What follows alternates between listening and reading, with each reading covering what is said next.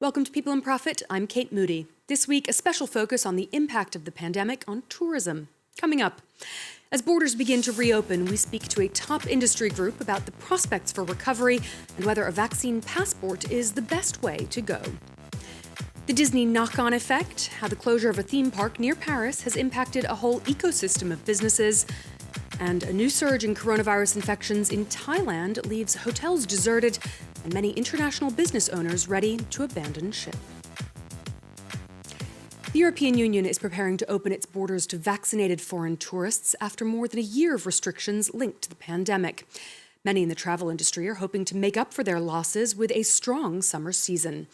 Research shows the global travel and tourism sector lost $4.5 trillion in 2020, its contribution to the world economy shrinking from over 10 to just 5.5%. 62 million jobs in the sector were cut as a result of international restrictions on mobility. Well, we can speak now to Virginia Messina, Managing Director of the World Travel and Tourism Council. Thanks for joining us on People in Profit. The coronavirus pandemic has been devastating for the global tourism industry. Give us an idea of where the sector stands right now. Thank you for having me. Indeed, this has been an unprecedented crisis, and our sector has been hardly hit by it.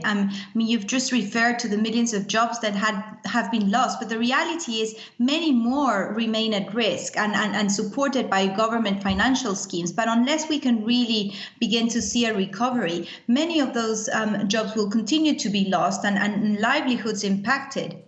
Now, countries around the world, including the European Union, are now starting to relax some of their restrictions on movement with more flexibility, notably for people who have been vaccinated.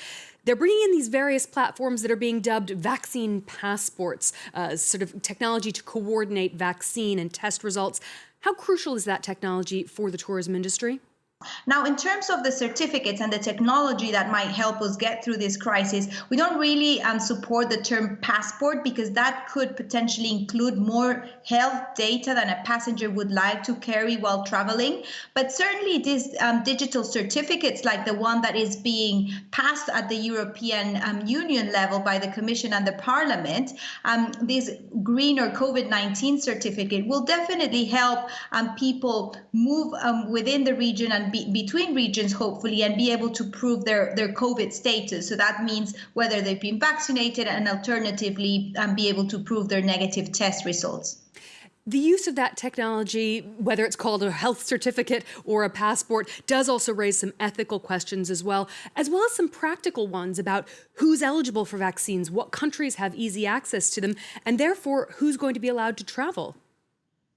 Absolutely. From the beginning, we've been saying that it is important to not discriminate when it comes to vaccines, because as you just said, not everyone will be able to be vaccinated. That means, that could be because of the part of the region where they are, of the world, or also because of their age group or particular circumstances. So everyone should be able to travel. And that's why testing is going to continue to be relevant over the next few months, if not years, really. While a bigger portion of the global population is vaccinated, testing needs to remain in place for us to be able to prove that, of course, we're not carrying the virus and won't be spreading it whilst we move about. The reality is we need to learn to live with this virus, and we are. All these companies have been through this from the beginning of the pandemic. Even some of the hotels hosting some of the health and frontline workers, they were really able to test the fact that with these health and hygiene measures, we were able to avoid the spread. So it's through those measures, the use of face masks, that is incredibly important, and also testing as an alternative. And of course, the vaccination rollout helps, but it's not the only solution. In the short term, are you expecting to see a shift in travel demographics, perhaps more domestic than international visitors, or a change in what people want from their trips? So I think what has been accelerated for sure is the traveling responsibly and sustainably. So I think there is a trend of people wanting to make sure they're doing the right thing when they travel. So that's kind of one of the trends that we have been seeing. And also perhaps initially kind of more of an intention to travel or to have experiences outdoors. As we know, ventilation is critical when it comes to the spread of coronavirus. And I think we did see at some point during the summer that people wanted or had a preference perhaps for some outdoor experiences. And in terms of the regions, it really depends on the restrictions that are in place. So we have seen some countries that are taking a more pragmatic and risk-based approach, even within Europe, and they're able to welcome tourists and also allow their population to travel. And unfortunately, other regions are a bit more restrictive and will not see those levels of volume perhaps for some time. When we look at the data for France, a country where the travel industry used to be worth 8.5% of GDP, both visitor numbers and spending were cut in half last year. The government's invested at least 20 billion euros in protecting businesses. Has that been effective? And how long should that government support continue?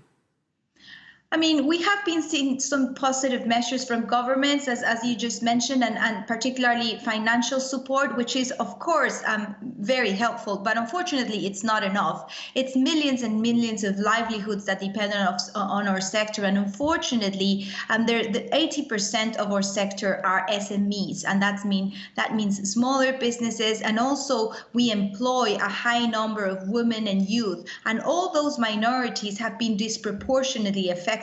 So there's millions of people that are suffering as a result of this crisis, and particularly in our sector. So unless we're able to have the right measures in place to recover and to restart the travel and tourism activity, those jobs and those livelihoods are going to continue to be at risk. Does the industry need to rebuild travelers' confidence, do you think, or will there just be pent-up demand, an explosion of demand for travel? No, unfortunately, we have seen that consumer confidence has been undermined. Last year, particularly during the summer, all those changes in rules in particular regions and really the lack of consistency, I think that is what hasn't helped consumer confidence. And that's why we really need to be doing an effort to enhance the international coordination between countries to make sure that the rules are consistent, that a traveler knows what they're going to face once they make the decision to travel. We know people want to travel. We know the sentiment is there. There's a number of surveys that have proved and shown that people and that pent-up demand is there, because we need travel for many reasons, whether it's for business, whether it's for leisure, and even to connect with our families and friends. So the sentiment is there, but just governments need to do their bit in really providing and showing that confidence and also telling people that travel can be done safely. Right, Virginia Messina of the World Travel and Tourism Council, thanks so much for joining us. Well, Disneyland Paris is Europe's most popular theme park and one of the most visited sites in France. It has officially been closed since last October because of the coronavirus pandemic, and that's cast an economic shadow over the entire region. James Messina has the story. This very road would normally be jam-packed, with visitors eager to drive through the gates. But ever since the pandemic broke out, Disneyland has only briefly reopened for 4 months. And businesses in and around the park are being hit hard. The 390 rooms in this hotel are all empty. 99% of our customers are families coming to Disneyland. When Disneyland is closed, we have no guests at all. A loss of several tens of millions of euros for the owners. A nearby restaurant has been closed since the first lockdown over 1 year ago. We built our lives around Disneyland. It's a disaster. So long as the park doesn't open, it's going to be difficult for everyone. Entire towns that depend on Disneyland for business. In 30 years, Cerise has grown from a village to a town with 10,000 residents. And some living in the area have gone on to forge a career at the theme park. I was born nearby, and I could see the park being built, the rides and the castle. Fabien Godefroy is one of the 17,000 staff members to have been furloughed with the outbreak of COVID-19. I miss the atmosphere, my colleagues. I can't wait for it to open again.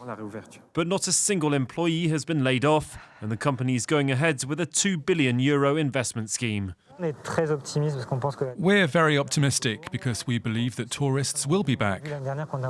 We saw that last year when we reopened the restaurants. It was madness. The crowds were back.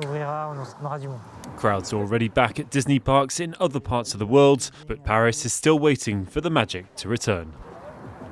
Thailand Thailand had hoped to begin welcoming back foreign tourists this summer, but another surge in coronavirus infections has jeopardized those plans. Small business owners are increasingly worried that they won't be able to stay afloat, with many foreign entrepreneurs preparing to head home. Monty Francis reports. Usually at this time of year, this beach and others across Thailand would be swarming with tourists. Now there's not a person in sight. Hopes to welcome back foreign visitors this summer have faded as the country experiences its worst outbreak of the coronavirus since the pandemic began, with infections doubling since the start of April. Devastating news for the economy and also for thousands of French entrepreneurs in the country, like the owner of this hotel on the island of Koh Samui. Overcome by debt, he's being forced to sell his 25-room hotel. He says he's lost at least €1 million, his life savings. Last year we were at 83% of occupancy, and today we're at 5%. The financial desperation is everywhere. Businesses on the island closed. Dozens of bars and restaurants forced to shut their doors. 90% of Koh Samui's commerce depends on the 2 million tourists who visit each year. This French restaurant owner was forced to close his establishment and fire his 20 employees. After a year of no business, he's likely headed back to France. I think my financial limit is €10,000. I would leave with just €10,000 in my pockets. Before the pandemic, the island was home to about 4,000 French expats, but the population is dwindling fast. There are no official numbers, but at this French school, 40% of the students have returned home with their families. Well, that's all for this week, but you'll find all our previous episodes on our website, France24.com, or you can get in touch on social media with your comments and questions. Until next time, thanks for watching.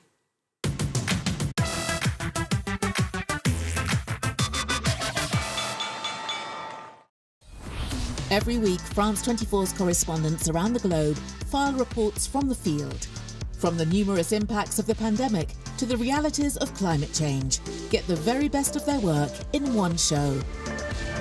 Correspondents on France 24 and France24.com.